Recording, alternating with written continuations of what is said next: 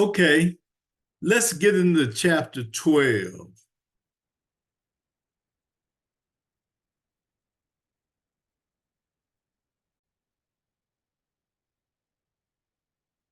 Chapter 12, hirelings in the places of public servants.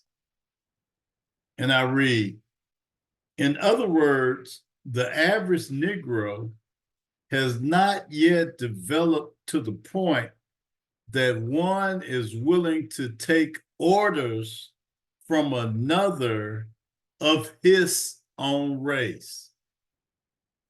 Hundreds of employees of African blood frankly say that they will not work under a Negro.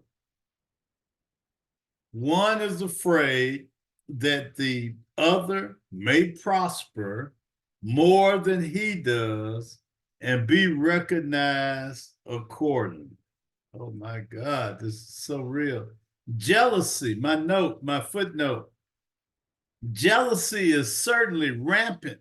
It's rampant in our churches and communities. Only God can change our hearts and minds. An intelligent colored woman who seemed to have all of the necessary qualifications which he had found in the other woman thus employed. Those working under her, however, refused to obey instructions, kept the place in turmoil, and soon destroyed the morale of the whole force. As soon as he placed the white woman in charge, however, order was reestablished on the premises, and everything moved along smoothly. The Negroes working under him, who had formerly taken orders without question from the white foreman, soon undertook to take liberties with the promoted Negro and to ignore his orders. I try to give emphasis where emphasis is due in reading. Knowing that the Negro foreman was well qualified, however, and being personally interested in him, the employer, instead of doing what so many others under the circumstances had done, dismissed those who refused to cooperate and supplied the vacancies with others until an efficient working force could thus be obtained. Only a few employers, however, have had such patience and have manifested such interest in the advancement of the Negro. As a rule, they merely dispose of Negro foremen with the excuse that one Negro will not take orders from another. This refusal of Negroes to take orders from one another is due largely to the fact that slaveholders taught their bondmen that they were as good or as better than any others, and therefore should not be subjected to any member of their race. Willie Lynch theory, go back and review the earlier broadcast where we compare this reading from the miseducation of the Negro as proof of the 1712 manifesto of Willie Lynch and how to control the slaves for hundreds and hundreds of years. Amen. If they were to be subordinated to someone, it should be to the white man of superior culture and social position. Today, we find the same thing in Africa, where this end is reached by embittering one tribe against another. And it worked the same way in India until recently when it began to break down under the masterful leadership of Mahatma Gandhi. Amen. Amen. The enemies of the race, for example, will find a Negro willing to do certain things they desire to have accomplished and will finance him and give him sufficient publicity to get before the world. For the few favors which he may dispense among his followers as a result of his influence and economic position, which will bring him the adequate number of Negroes for the constituency, which he desires. Negroes do not readily follow persons with constructed programs. I'll read that again. Lord have mercy. Negroes do not readily follow persons with constructed programs. Yet the fault here is not inherently in the Negro, but in what he has been taught. Amen. Amen. The Negro's point of view, therefore, must be changed before they can construct a program which will bring them out of the wilderness. For example, no good can be expected from one of our teachers who said that she had to give up her class in Sunday school to accept an extra job of waiting on table at that hour because she had bought a $2,400 coat in 1933. Lord have mercy, I'm sorry. And her husband, I'm sorry, Lord. And her husband had purchased an expensive car. Is it? Wait a minute. Okay, let me stop. I apologize. Such a teacher has no message for the Negro child. Her example would tend to drag the youth downward. And the very thought of having such a person in the schoolroom is most depressing. We must feel equally discouraged when we see a minister driving up to his car to his church on Sunday morning in a Cadillac. He does not come to feed the multitude spiritually. He comes to fleece the flock. The appeal he makes is usually emotional. While the people are feeling happy, the expensive machine is granted, and the prolonged vacation to use it is easily financed. Thus, the thoughtless drift backward toward slavery. No people can go forward when the majority of those who should know better have chosen to go backward. But this is exactly what most of our misleaders do.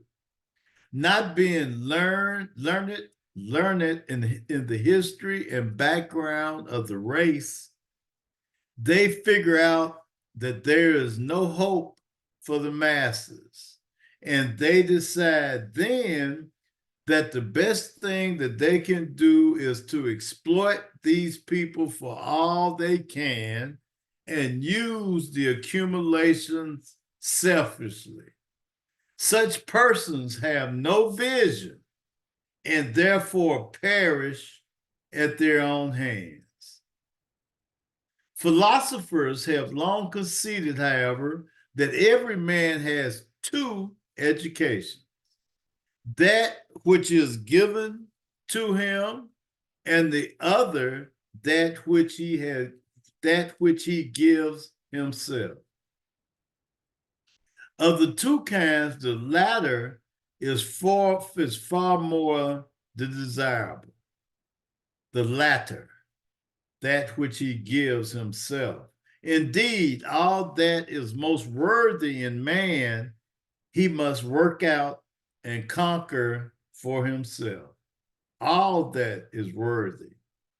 Amen. The Negro lacks mental power, which cannot be expected from ill-fed brains. What they ought to say is that they have not prepared the Negro to assume the responsibility of his own uplift. Instead of doing this, however, they play up this result of their own failure as an argument for imposing upon the Negro race the guidance of others from without.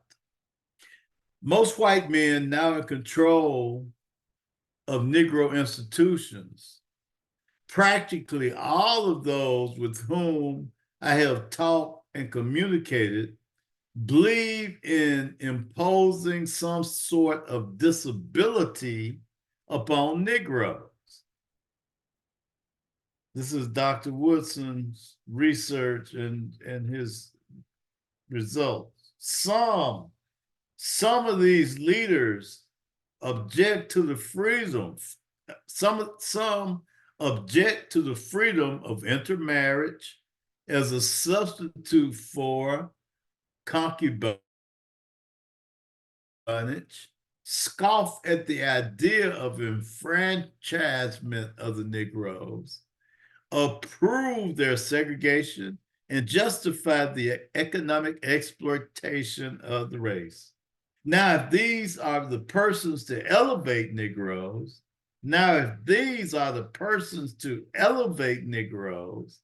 to what point do they expect to lift them? And at what will the Negroes be when they get there?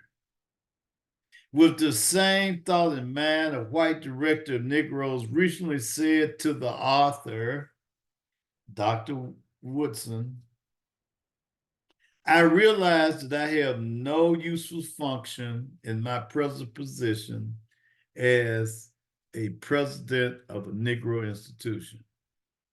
I do not approve of their aspirations to many things. I cannot accept the students in my house as I would white students because it might lead to interracial romance. Marrying is such a difficult problem at the best that I should not like to see one of my children make a failure in life by marrying a Negro. In other words, continued he, we live in two different worlds. While I am among them, I cannot become a part of them. How then can I help them under these circumstances? Another such exploiter in charge of a Negro college never wears his hat on campus. His confidential explanation is that he might have to lift it when he meets a Negro woman. Of course, that would never do. White supremacy would be lost in the Negro school. It is all right to have a white man as head of a Negro college, or to have a red man at the head of a yellow one, if in each case the incumbent has taken out his naturalization papers and has identified himself as one of the group which he is trying to serve. It seems that the white educators of this day are unwilling to do this.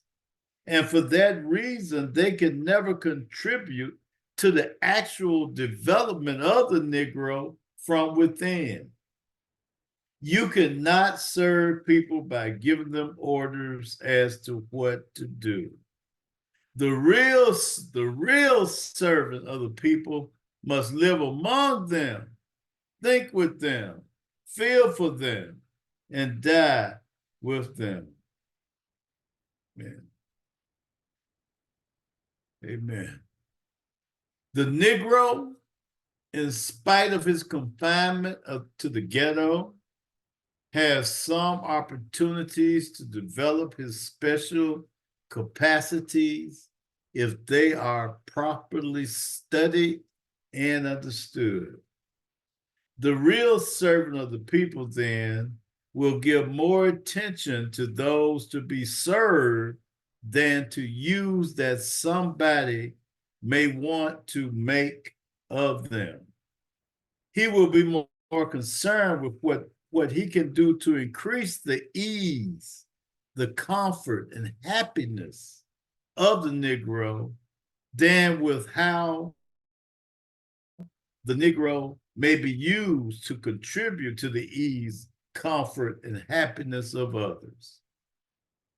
The servant of the people is down among them, living as they live, doing what they are doing, and enjoying what they enjoy. He may be a little better informed than some of the members of the group. It may be that he has had some experience that they have not had. But in spite of this advantage, he should have more humility. He should have more humility than those whom he serves. For we are told that whosoever is greatest among you, let him be your